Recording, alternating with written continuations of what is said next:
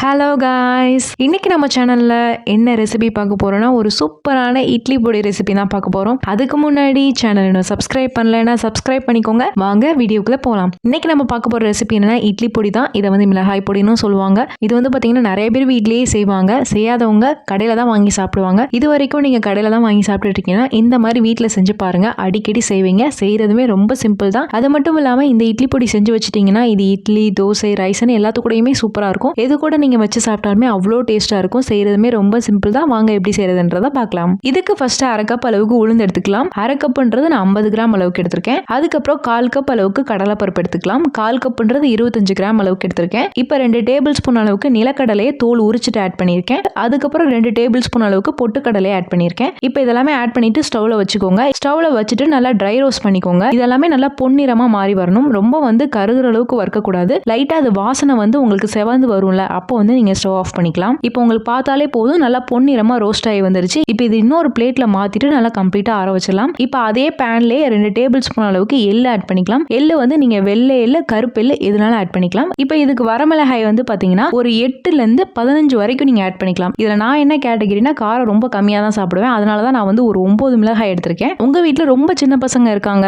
இல்லைன்னா வந்து காரம் உங்களுக்கு ஆகாதுன்னு நினைச்சீங்கன்னா 8 கூட நீங்க வேணா கொஞ்சம் கம்மி பண்ணிக்கலாம். நீங்க 6, 7 கூட ஆட் பண்ணிக்கலாம். காரம் நல்லா சாப்பிட்றவங்க 10க்கு மேல ஆட் பண்ணிக்கோங்க. அது உங்க இஷ்டம் தான். நீங்க எப்படினாலும் ஆட் பண்ணிக்கலாம். அதுக்கப்புறம் வாசனைக்கு கொஞ்சமா கருவேப்பிலை ஆட் பண்ணியிருக்கேன். இது வந்து ஆட் பண்ணிட்டும் செய்யலாம், ஆட் பண்ணாமவும் செய்யலாம். ஆனா ஆட் பண்ணிட்டு செய்யும்போது நல்லா வாசமா சூப்பரா இருக்கும். இப்போ இதை மூணையுமே ஆட் பண்ணிட்டு நல்லா ரோஸ்ட் பண்ணிக்கலாம். ஸ்டவ் ஆன் பண்ணிட்டு நல்லா ரோஸ்ட் பண்ணிக்கோங்க. எள்ளு வந்து பாத்தீங்கன்னா லைட்டா வெடிச்சு வரணும். அதுக்குன்னு கருக விட்டுறாதீங்க. கருக விட்டுட்டீங்கன்னா டேஸ்ட் வந்து மாறி போயிடும், கசந்து போற மாதிரி ஆயிரும். எள்ளும் வந்து பாத்தீங்கன்னா நல்லா பொன்னிறமா வரும். இது நீங்க ரோஸ்ட் பண்ணும் போதே மிளகாய் வந்து லைட்டா நிறம் மாறி வரும். அதே மாதிரி எள்ளும் நிறம் மாறி பொன்னிறமா மாறிடும். கருவேப்பிலை வந்து பாத்தீங்கன்னா நல்லா வந்து ட்ரை ஆகி வந்துடும். இது எல்லாமே நல்லா ரோஸ்ட் ஆகி வந்த பின்னாடி இதையும் நல்லா கம்ப்ளீட்டா ஆற வச்சு எடுத்துருங்க. இப்போ இதெல்லாமே நல்லா கம்ப்ளீட்டா ஆறின பின்னாடி ஒரு மிக்ஸி ஜார்லயோ இல்ல பிளெண்டர்லயோ ஆட் பண்ணிக்கோங்க. இப்போ இதெல்லாமே கம்ப்ளீட்டா ஆட் பண்ணிட்டு 1 டீஸ்பூன் அளவுக்கு நான் கல் உப்பு ஆட் பண்ணியிருக்கேன். அதுக்கப்புறம் வேணும்னா நீங்க உப்பு செக் பண்ணிட்டு ஆட் பண்ணிக்கோங்க. அதுக்கப்புறம் 1/2 டீஸ்பூன் அளவுக்கு பெருங்காயத்தூள் ஆட் பண்ணிக்கலாம். இப்போ இது ரெண்டையுமே ஆட் பண்ணிட்டு நல்லா வந்து ஃபைன் பவுடராவோ இல்ல கொரகொரப்பாவோ அரைச்சு எடுத்துக்கோங்க. ஆனா இட்லி பொடி கொஞ்சம் கொரகொரப்பா இருந்தா தான் டேஸ்ட் நல்லா இருக்கும். ஸோ வந்து கொரகொரப்பாவே அரைச்சு எடுத்துக்கோங்க. அப்படி உங்களுக்கு ஃபைனா இருந்தா தான் பிடிக்கணும், நீங்க தாராளமா ஃபைனா அரைச்சிக்கலாம். இப்போ வந்து பாத்தீங்கன்னா லைட்டா கொரகொரப்பா தான் நான் அரைச்சு எடுத்துட்டு வந்திருக்கேன். இப்போ இது நல்லா ரெடி ஆயிருச்சு. இது வந்து நம்ம இப்போ ஸ்டோர் பண்ணிக்கலாம். இப்போ இது ஸ்டோர் பண்ணுறதுக்கு ஒரு நீட்டான கிளாஸ் பாட்டில் எடுத்துக்கலாம். நான் வந்து பார்த்தீங்கன்னா ஆல்ரெடி வந்து எங்கள் வீட்டில் இருந்த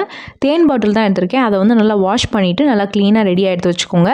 நல்லா இந்த மாதிரி ட்ரையாக இருக்கணும். உள்ளே வந்து தண்ணியே இருக்கக்கூடாது, நல்லா ட்ரையாக இருக்கணும். நீட்டாக இருந்தால் தான் உங்களுக்கு கெட்டு போகாது. ஈரப்பதம் இல்லாமல் இருந்தால் தான் உங்களுக்கு கெட்டு போகாமல் இருக்கும். ஸோ ஆல்ரெடி நல்லா க்ளீனாக இருக்கிற பாட்டில் எடுத்துகிட்டு அதில் வந்து ஸ்டோர் பண்ணிக்கலாம். இப்போ வந்து எல்லாத்தையுமே நம்ம ஆட் பண்ணிக்கலாம். ஆட் பண்ணிவிட்டு நல்லா டைட்டாக மூடி வச்சுருங்க. ஏன்னா காற்று போனாலும் சீக்கிரம் கெட்டு போயிடும். ஆட் பண்ணிவிட்டு நல்லா டைட்டாக மூடி வச்சுக்கோங்க. இது வந்து பார்த்தீங்கன்னா எவ்வளோ நாள் நல்லா இருக்கும் அப்படின்னா இது வந்து பார்த்தீங்கன்னா 3 to 6 மந்த் வரைக்குமே நல்லா தான் இருக்கும். பொடி வந்து அந்த அளவுக்கு சீக்கிரம் கெட்டு போகாது. ஏன்னா இதில் வந்து நான் எல்லாமே ட்ரையாக தான் ஆட் பண்ணியிருக்கேன். ஒரு சில பேர் உப்பு, பெருங்காயம்லாம் கூட ட்ரை ரோஸ்ட் பண்ணிட்டு ஆட் பண்ணுவாங்க. அப்படி ஆட் பண்ணுறதுனா கூட பண்ணிக்கலாம்.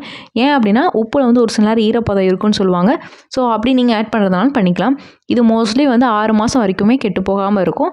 நீங்கள் அது வந்து ஸ்டோர் பண்ணுறதை பொறுத்து தான். ஒருவேளை இந்த கண்டெய்னரை வந்து நீங்கள் ஒழுங்காக மூடாமல் விட்டுட்டீங்கனாலோ இல்லைனா அதில் தண்ணி இல்லைனா ஈரப்பதம் ஏதாவது இருந்துச்சுன்னா சீக்கிரம் வந்து கெட்டு போகிறதுக்கு வாய்ப்பு இருக்குது. வண்டுகள் வரதுக்கு வாய்ப்பு இருக்குது. ஸோ கரெக்டாக நீங்கள் மூடி வச்சிட்டிங்கன்னா அந்த அளவுக்கு உங்களுக்கு வந்து டேமேஜ் ஆகாது. இப்போ நம்ம சர்வ் பண்ணிக்கலாம். இதுக்கு வந்து பார்த்தீங்கன்னா நான் காஞ்சிபுரம் இட்லி தான் வந்து செஞ்சுருக்கேன். இது வந்து ஆல்ரெடி வந்து ஒரு வீடியோ வந்து நான் ஷூட் பண்ணியிருந்தேன். இந்த காஞ்சிபுரம் இட்லி ரெசிபி வந்து அடுத்த வீடியோவில் நான் போஸ்ட் பண்ணுறேன். இப்போ நம்ம இட்லி பொடி ஆட் பண்ணிக்கலாம். ஆட் பண்ணிவிட்டு எப்பவும் போல் நம்ம நல்லெண்ணெய் வச்சு சாப்பிட்டுக்கலாம். எப்போவுமே இட்லி பொடிக்கு நல்லெண்ணெய் வச்சு சாப்பிடுங்க. அப்படின்னா தான் நல்லா டேஸ்ட்டாக இருக்கும். அதே மாதிரி நல்லெண்ணெய் வச்சு சாப்பிடும் போது உங்களுக்கு ஹீட் ஆகாது, டேஸ்ட்டுமே சூப்பராக இருக்கும். இது நல்லா மிக்ஸ் பண்ணிவிட்டு அந்த இட்லியோட வச்சு சாப்பிட்டு பாருங்கள், அவ்வளோ டேஸ்ட்டாக இருக்கும். இது வரைக்கும் நீங்கள் இட்லி பொடியை வீட்டில் செஞ்சது இல்லைன்னா இந்த வீடியோ பார்த்துட்டு செஞ்சு பாருங்க. இது செய்யறதுக்கு 1/2 மணி நேரம் கூட ஆகாது, சீக்கிரம் செஞ்சு முடிச்சிடலாம். ஸோ இது வரைக்கும் கடையில் தான் வாங்கிட்டீங்கன்னா இந்த டைம் செஞ்சு பார்த்துட்டு இந்த இட்லி பொடி எப்படி வந்திருக்குன்னு கமெண்ட்ஸில் ஃபீட்பேக் சொல்லுங்க. இந்த ரெசிபி உங்களுக்கு பிடிச்சிருக்குன்னு நினைக்கிறேன். பிடிச்சிருந்தா லைக் பண்ணுங்க, ஷேர் பண்ணுங்க, கமெண்ட் பண்ணுங்க. மறக்காம சேனலை சப்ஸ்கிரைப் பண்ணுங்க. இன்னொரு வீடியோவில் பார்க்குறேன். பாய்.